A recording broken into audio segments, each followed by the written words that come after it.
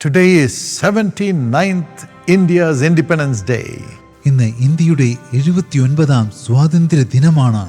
Thank God for India. ഇന്ത്യക്കായി ദൈവത്തിന് സ്തോത്രം കരേറ്റുവിൻ. God has a purpose to have us born in this great nation. നമ്മൾ ഈ മഹത്തായ രാജ്യത്തിൽ ജനിച്ചിരിക്കുന്നു. അതിന് ദൈവത്തിന് ഒരു പ്രത്യേക ഉദ്ദേശ്യമുണ്ട്. Today we are blessed. ഇന്ന് നമ്മൾ അനുഗ്രഹീതരാണ്. We need to be a blessing to the nation. നമ്മൾ രാജ്യത്തിന് ഒരു അനുഗ്രഹമായി തീരേണ്ടതുണ്ട്. How can we be a blessing to the nation? നമുക്ക് എങ്ങനെ രാജ്യത്തിന് ഒരു അനുഗ്രഹമായി തീരാനാകും? Let us walk in righteousness. നമുക്ക് നീതിയോടെ ജീവിക്കാം. Righteousness exalts a nation. നീതി അതാണ് ഒരു രാജ്യത്തെ ഉയർത്തുന്നത്. As we walk in righteousness, നമ്മൾ നീതിയോടെ ജീവിക്കുമ്പോൾ it will be a leading for everyone to follow through. അത് എല്ലാവർക്കും പിന്തുടരുവാനുള്ള ഒരു മാതൃകയായി തീരും. Scripture says, he that is righteous, let him become more righteous. തിരുവെഴുത്ത് പറയുന്നു, നീതിമാൻ ഇനിയും നീതി ചെയ്യട്ടെ. He that is holy, let him become more holy. വിശുദ്ധൻ ഇനിയും തന്നെ വിശുദ്ധീകരിക്കട്ടെ. In the midst of the filthiness and the unrighteousness in the nation, yet your holiness will rise up and destroy the works of evil and establish God's kingdom. രാജ്യത്ത് അഴിമതിയും അനീതിയും മലിനതയും നടമാടുകയാണ് എങ്കിലും നിങ്ങളുടെ വിശുദ്ധി ഉയർന്നു വരും. അത് പൈശാചിക പ്രവൃത്തികളെ നശിപ്പിക്കുകയും ദൈവരാജ്യം സ്ഥാപിക്കുകയും ചെയ്യും.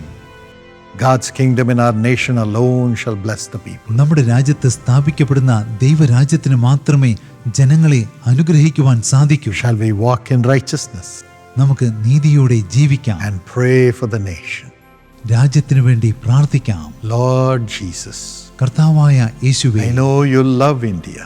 അങ്ങ് ഇന്ത്യയെ സ്നേഹിക്കുന്നുവെന്ന് You എനിക്കറിയാം. love the 140 plus crores of people in India. അങ്ങ് ഇന്ത്യയിലെ 140 കോടിയിലധികം വരുന്ന ജനങ്ങളെ സ്നേഹിക്കുന്നു. Each one is your beloved son, your beloved daughter. അവർ ഓരോരുത്തരും അങ്ങയുടെ പ്രിയപ്പെട്ട മകനും മകളുമാകുന്നു. You have given your life for everyone to live. അങ്ങ് എല്ലാവരും ജീവിക്കുന്നതിനു വേണ്ടി അങ്ങയുടെ ജീവൻ You വെടിഞ്ഞു. rose up from the dead.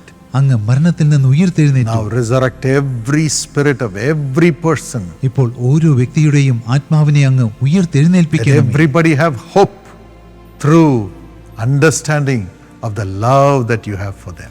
അവരോടുള്ള അങ്ങയുടെ സ്നേഹത്തെക്കുറിച്ച് അവർ മനസ്സിലാക്കട്ടെ. അതിലൂടെ എല്ലാവർക്കും പ്രത്യാശ Let ഉണ്ടാകട്ടെ. your life flow into every person. അങ്ങയുടെ ജീവൻ ഓരോ വ്യക്തിയിലേക്കും പാഞ്ഞു ചെല്ലട്ടെ. Bless the rulers. കർത്താവെ, ഭരണാധികാരികളെ Let them അനുഗ്രഹിക്കണം. rule according to your will to care for all people. സകല ജനങ്ങൾക്കായും കരുതുവാൻ അങ്ങയുടെ ഹിതാനുസരണം അവർ സത്യസന്ധമായി രാജ്യത്തെ ഭരിക്കട്ടെ. Let everybody live in peace, എല്ലാവരും സമാധാനത്തോടെ ജീവിക്കട്ടെ. as the rulership is full of peace with all people. ഭരണകൂടം സമാധാനത്താൽ നിറയുമ്പോൾ എല്ലാ ജനങ്ങളോടും സമാധാനമായിരിക്കുമ്പോൾ Protect the nation, Lord. കർത്താവെ, രാജ്യത്തെ സംരക്ഷിക്കണമേ. No evil should touch the nation anymore. ഒരു തിന്മയും ഒരിക്കലും ദേശത്തെ തൊടുവാൻ Let ഇടവരരുത്. there be great prosperity too. കർത്താവെ, രാജ്യത്ത് വലിയ സമൃദ്ധി ഉണ്ടാകട്ടെ. Bless all those who serve other people. കർത്താവെ, മറ്റുള്ളവരെ സേവിക്കുന്ന എല്ലാവരെയും Give അനുഗ്രഹിക്കണം. them an open door to serve, Lord. കർത്താവെ, ജനങ്ങളെ സേവിക്കുവാൻ അവർക്ക് മുൻപിൽ വാതിലുകൾ തുറന്നു Let കൊടുക്കണം. love rest in the heart of everyone amongst all citizens. പൗരന്മാർക്കിടയിലുള്ള എല്ലാവരുടെ ഹൃദയത്തിലും സ്നേഹം വാസം ചെയ്യട്ടെ. Reign supreme. കർത്താവെ, പരമാധികാരിയായി വാഴണമേ. Let your light shine upon our nation. അങ്ങയുടെ വെളിച്ചം ഞങ്ങളുടെ രാജ്യത്തിന്മേൽ In പ്രകാശിക്കട്ടെ. Jesus' name. യേശുവിന്റെ നാമത്തിൽ. Amen. ആമേൻ. God bless India. ദൈവം ഇന്ത്യയെ അനുഗ്രഹിക്കട്ടെ.